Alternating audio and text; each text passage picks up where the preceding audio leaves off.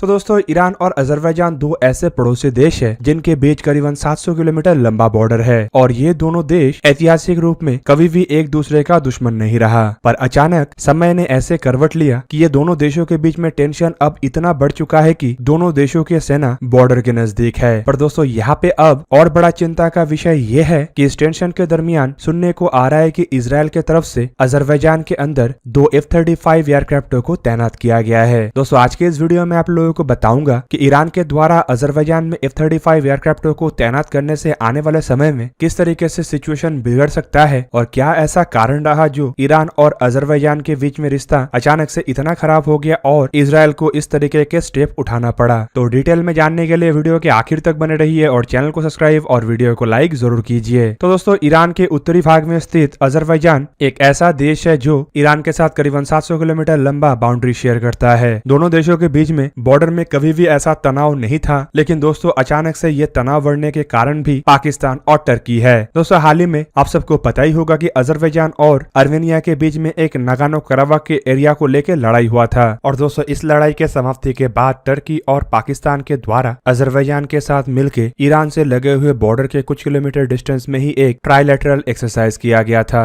Exercise को three brothers का नाम दिया गया, लेकिन इससे ईरान काफी खफा हुआ और इसके बाद ईरान के द्वारा भी अजरबैजान के बॉर्डर के नजदीक एक एक्सरसाइज को अंजाम दिया गया था। दोस्तों असल में दोनों देशों के अंदर जो ये तनाव का सिचुएशन बना हुआ है उसका ट्रिगर पॉइंट टर्की, अजरबैजान और पाकिस्तान का ये ट्राइलेटरल एक्सरसाइज था। ईरान के द्वारा रिएक्टिवली अपने क्षेत्र में एक्सरसाइज किया गया और उसके बाद अजरबैजान के तरफ से इसे लेके भड़काऊ बयान दिया गया। दोस्तों अब सिचुएशन ऐसा हो चुका है कि इसमें अन्य देशों के द्वारा भी हस्तक्षेप किया जा रहा है। वैसे तो ईरान और अजरबैजान के बीच में खाली ये एक मुद्दा नहीं है जिस वजह से ये टेंशन बढ़ा है, बल्कि इसके अलावा नागोर्नो कराबाख की लड़ाई भी एक मुद्दा है जहाँ पे ईरान के द्वारा अर्मेनिया का समर्थन किया जा रहा था और टर्की, पाकिस्तान, इजराइल जैसे देशों के द्वारा अजरबैजान का समर्थन किया जा रहा था। पर दोस्तों इससे भी बड़ा खबर ये है कि अब इजराइल की तरफ से इस सिचुएशन को देखते हुए एटलीस्ट दो advance Israeli F-35 stealth fighter aircraft को परमानेंटली अजरबैजान में स्टेशन किया गया है। और दोस्तों इस तरीके के एयरक्राफ्टों के डिप्लॉयमेंट अब कई तरीके के सवालों को उठा रहा है जिसका जवाब जानना अब काफी आवश्यक बन चुका है। दोस्तों फिलहाल ये जो एयरक्राफ्टों का तैनाती है इसे लेके दो बड़े मीडिया एजेंसी की तरफ से मोहर लगाया गया है। ओपन कॉकसस मीडिया पोर्टल की तरफ से सबसे पहले जानकारी दिया गया कि इजराइल के F-35I 5th जनरेशन के स्टेल्थ फाइटर एयरक्राफ्ट अजरबैजान पहुंचा, जबकि एल्स पब्लिकेशन की तरफ से ये बताया गया है कि ये जो एयरक्राफ्ट है ये लंबे समय तक इस क्षेत्र में तैनात रहेगा। दोस्तों एल्स पब्लिकेशन के 2 अक्टूबर के रिपोर्ट में ये भी बताया गया है कि टेंशन के दरमियान जब ईरान के द्वारा अजरबैजान को कई तरीके का धमकी दिया गया तब इजराइल के तरफ से यहाँ पे अपने एयरक्राफ्टों को तैनात किया गया। जबकि पब्लिकेशन का ये भी कहना है ईरान के तरफ से अजरबैजान को खाली धमकी नहीं बल्कि अजरबैजान के ऊपर ईरान द्वारा ये भी इल्जाम लगाया गया है कि अजरबैजान के अंदर इजरायली सैनिक नेतृत्व कर रहा है। दोस्तों 2 अक्टूबर के दिन ईरान के द्वारा उत्तर में मतलब अजरबैजान के बॉर्डर के नजदीक भी एक बहुत बड़ा एक्सरसाइज किया गया। जबकि इसके अलावा ईरान के फॉरेन मिनिस्टर हुसैन अमीर अब्दुल्लाहन ने एक लोकल मीडिया में ये भी बयान दिए कि आतंकवादियों की तरफ से ईरान अजरबैजान के बॉर्डर तक पहुंचने के लिए एक विफल प्रयास किया गया था और उस दरमियान अजरबैजान के अंदर जायोनिस्ट प्रेजेंट थे। अब दोस्तों यहाँ पे संभावित ये इजराइल को लेके रेफर किया जा रहा है। दोस्तों यहाँ पे जो F-35I एयरक्राफ्टों के तैनाती का बात कहा जा रहा है वो असल में अमेरिका के द्वारा निर्माण किया हुआ F-35 एयरक्राफ्टों के एक इजरायली वेरिएंट है। और दोस्तों ये पहला ऐसा F-35 एयरक्राफ्ट है जिसे अमेरिका के तरफ से स्पेसिफाइड किसी कंट्री के लिए मॉडिफाई किया गया होगा। इन एयरक्राफ्टों के तैनाती ईरान के लिए एक बड़ा चिंता का विषय इसलिए भी है क्योंकि एक सोफिस्टिकेटेड और काफी ताकतवर एयरक्राफ्ट है जिसका मुकाबला करने के हथियार शायद ही किसी देश के पास हो। पर दोस्तों ऐसे एयरक्राफ्टों के तैनाती के बाद ईरान के सुप्रीम लीडर के तरफ से ट्विटर में ट्वीट करते हुए बताया गया कि जो अपने भाइयों के लिए गड्ढा खोदते हैं वो पहले उस गड्ढे में गिरते हैं। दोस्तों यहाँ पे संभावित इस बात को अजरबैजान के तरफ रेफर किया गया होगा।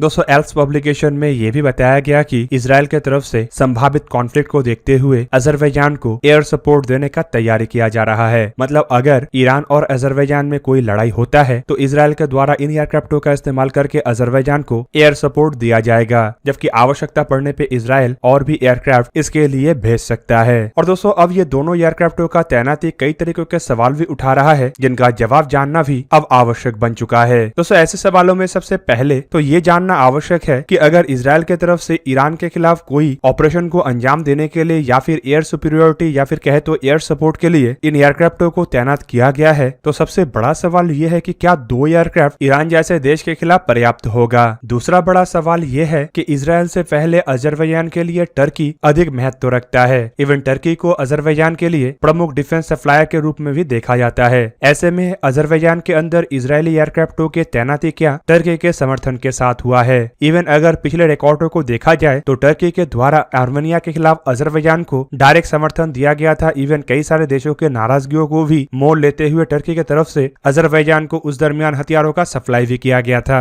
इसके अलावा इजराइल और अजरबैजान के बीच में किसी तरीके का कोई भी ऐसा मिलिट्री एग्रीमेंट नहीं है जिसके तहत इजराइल अजरबैजान के अंदर ऐसे एयरक्राफ्टों को तैनात करने पे मजबूर हो। इवन अगर देखा जाए तो अब तक इजराइल के द्वारा किसी भी अन्य देश के अंदर इस तरीके के खुफिया एयरक्राफ्ट या फिर कहे तो इस तरीके के ताकतवर एयरक्राफ्टों का तैनाती कभी भी नहीं किया गया। और अगर ईरान के अंदर इन एयरक्राफ्टों को भेज के इंफॉर्मेशन गैदर करने का इरादा रखा गया है तो ये भी इजराइल के लिए एक घातक डिसीजन हो सकता है, क्योंकि ऐसे एयरक्राफ्टों को खुल्लम खुल्ला तैनात करके ईरान के अंदर घुसपैठ कराना काफी मुश्किल होगा, चाहे ये एयरक्राफ्ट कितना अधिक स्टेल्थी हो। फिलहाल अगर ईरान के तैयारी को देखा जाए तो बीते 2 हफ्ते के अंदर ईरान के द्वारा कई तरीके के हथियारों को अजरबैजान के बॉर्डर के नजदीक भेजा गया है, जिनमें डिफेंसिव सिस्टम से शुरू करके ऑफेंसिव सिस्टम तक शामिल है। रिपोर्टों में यह भी बताया जा रहा है कि रशिया की तरफ से निर्माण किया हुआ रिकॉनेसेंस NE नामक अर्ली वार्निंग रडार सिस्टमों को भी ईरान के द्वारा अजरबैजान के बॉर्डर के नजदीक भेजा गया, जो कई सालों से ईरान के अंदर ऑपरेट भी हो रहा था। इवन दोस्तों अगर पिछले कुछ रिपोर्टों को माने तो इससे पहले भी अमेरिका के एक F-35 एयरक्राफ्ट इराक के रास्ते ईरान के बॉर्डर के नजदीक पहुंच रहा था, लेकिन ईरान के जो रेजोनेंस NE नामक रडार है उसने इसे कैप्चर किया था। और शायद ये बात भी इजराइल को पता है कि रेजोनेंस NE F-35 के खिलाफ कितने घातक हो सकता है। दूसरी तरफ दोस्तों सैटेलाइट के जमाने में ऐसे एयरक्राफ्टों का तैनाती और किसी भी तरीके से खुफिया नहीं रह सकता, और इसका इस्तेमाल इजराइल ईरान के खिलाफ कोई सीक्रेट मिशन को अंजाम देने के लिए भी नहीं कर सकता। मतलब जो सरप्राइज के एलिमेंट होना था वो अब लगभग नहीं है, और ऐसे में इन एयरक्राफ्टों का तैनाती, खास करके सिर्फ 2 एयरक्राफ्टों का तैनाती सिर्फ किसी तरीके के आमने सामने के झड़प में ही इस्तेमाल हो सकता है। दोस्तों अजरबैजान के थ्रू ईरान के ऊपर निगरानी रखने का कई तरीके का रिपोर्ट पहले भी आ चुका है। सबसे पहले साल 2012 में अमेरिका के फॉरेन पॉलिसी मैगजीन में कुछ अमेरिकी इंटेलिजेंस एजेंसीज के ऑफिसर्स के बयान के हवाला देते हुए बताया गया था कि इजराइल को अजरबैजान के एयर बेसेस का एक्सेस मिला है। जबकि इसके बाद साल 2020 में रिपोर्ट आया कि ईरान के न्यूक्लियर फैसिलिटीज के ऊपर नजर रखने के लिए अजरबैजान की एयर स्पेस का इस्तेमाल किया गया था, पर अजरबैजान की तरफ से इसे टोटली सिरे से निकाल दिया गया और ये बताया गया था कि अजरबैजान का एयर स्पेस का इस्तेमाल किसी भी तरीके के ऐसे हरकतों में नहीं किया गया। दोस्तों फिलहाल परमाणु फैसिलिटी या फिर परमाणु बॉम्ब को लेकर देखे तो ये ईरान और इजराइल के बीच में एक तनाव का बहुत बड़ा कारण बना हुआ है।